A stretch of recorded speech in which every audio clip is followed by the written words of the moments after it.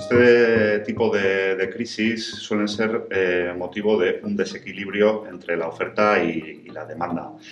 Desde el punto de vista de la oferta de los microchips, el problema principalmente es que se ha creado un cuello de botella, porque principalmente hay dos grandes proveedores de este tipo de componentes en el mundo.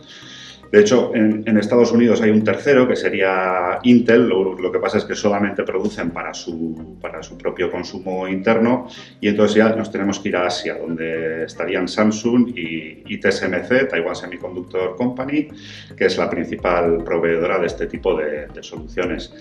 Desde el punto de vista de la demanda, lo que ocurre es que hay una tendencia a largo plazo del incremento de consumo de este tipo de productos. ¿Por qué? Pues porque hay nuevas tendencias como la inteligencia artificial, la minería de criptomonedas, todos los servicios en la nube, Internet of Things, y luego también que durante la pandemia se produjo un pico de demanda de equipos informáticos.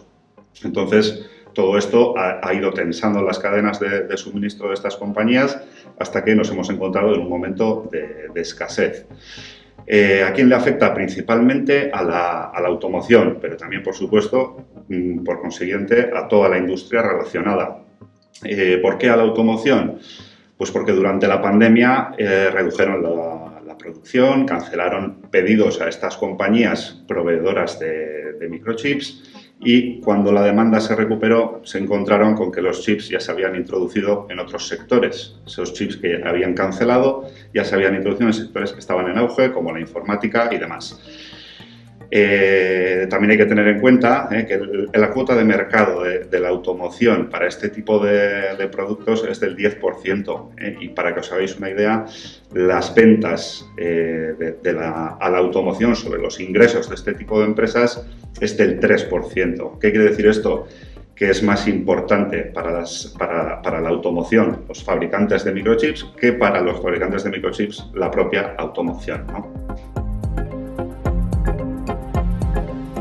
Bueno, pues ha pasado ya más de un año desde el inicio de esta escasez, que se empezó a detectar en torno al Q3 del año pasado, de 2020, y realmente es un problema complejo porque es muy difícil aumentar la capacidad productiva en un periodo breve de tiempo.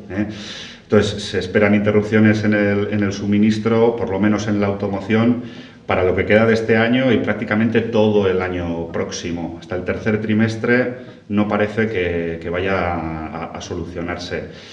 De hecho, las autoridades de la Unión Europea y de Estados Unidos están muy preocupadas con este tema y están planteando ciertas inversiones para reducir un poco la dependencia que hay de los países asiáticos en esta materia.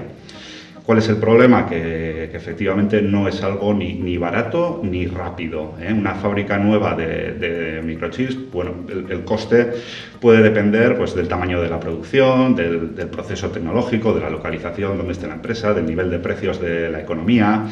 Entonces, hacían una serie de estimaciones, y una fábrica de chips antiguos, vamos a llamar, podría costar en torno a 4.000 millones de dólares. Y una fábrica de chips con tecnología moderna, entre 10 y 20.000 millones de dólares.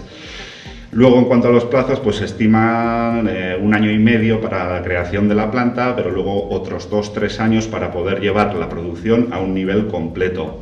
Entonces, y luego no solamente es la empresa de microchips, sino que una empresa de este tipo depende también de los productos de más de 10 industrias auxiliares, ¿no? Y cada trabajo en microelectrónica son docenas de trabajos en industrias relacionadas.